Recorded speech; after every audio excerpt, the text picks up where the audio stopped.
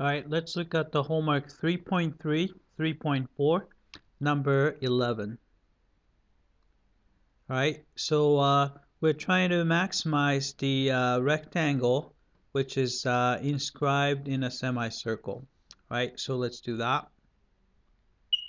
All right, first, equation of the semicircle. So this is a top one. So is y equals square root of radius squared, so r squared minus x squared, right? So if you are looking for the area A right here, since this is simply a rectangle, you just need to do a base times height. So base is going to be, so this is x, so it's 2x, right? Height is going to be y, but the y is same thing as square root of r squared minus x squared, right? So area function A with respect to A of x is equal to, all right, 2x times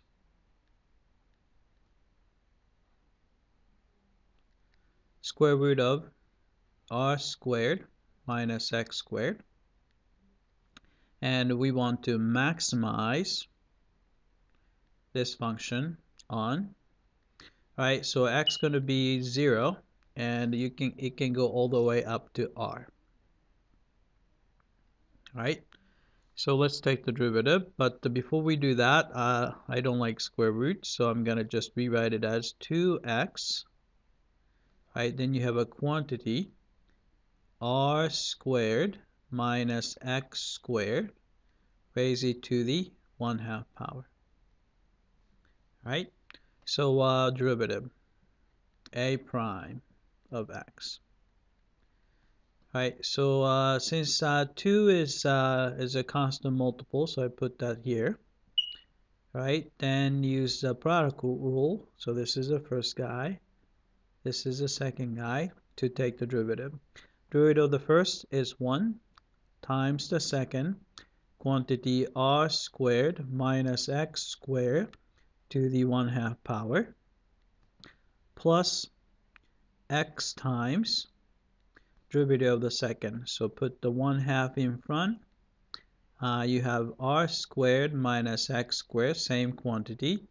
Subtract 1 from the power, so it's negative 1/2. Multiply by derivative inside is negative 2x. Right, so we have that. Then simplify a bit. So it's going to be 2 times, right? So this is just going to be a square root of r squared minus x squared. Right here, you have a minus sign, so it's going to be minus, right? 2 on top and 2 on the bottom cancel out. Then, but you have x here, so you have x squared on top, right? Because of the negative power, quantity r squared minus x squared should be on the bottom. And since it's 1/2 power, so it should be square root, right? Then clean up a little bit. So this is going to be 2, right? Common denominator. So you have square root of r squared minus x squared, right? So you have to multiply this guy by itself. So you have r squared minus x squared. And then you have minus another x squared, right? Which is going to be 2 times, right? R squared minus 2x squared over square root of r squared minus x squared. We can set this equal to 0, which will give you, right, you have, we have to set the numerator equal to 0. So r squared minus 2x squared equal to 0, right? Then you can just subtract the r squared So you get negative 2x squared is equal to negative r squared.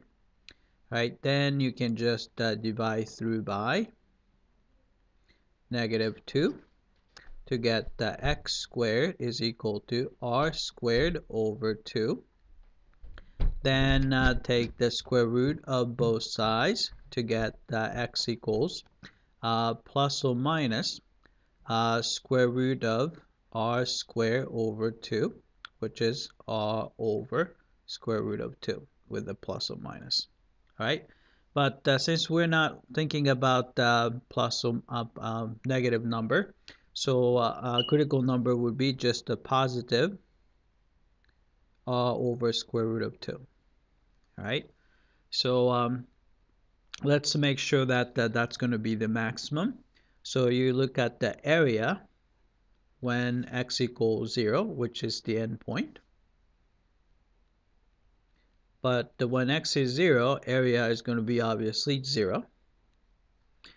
If area x is r over square root of 2, then the area is going to be 2 times x is r over square root of 2, square root of, right, r squared minus r squared over 2.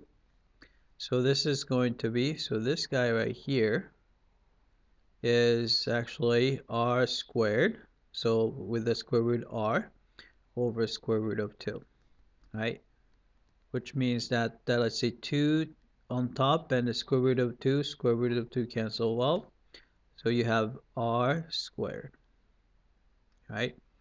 So that's probably the biggest, and you can also check the other endpoint, which is r. But if you plug in r, this quantity is 0, so it's 0, right? So we know that this is going to be the absolute maximum when x equals r over square root of 2, right? So let's put that in. Right, so this is going to be r over square root of 2.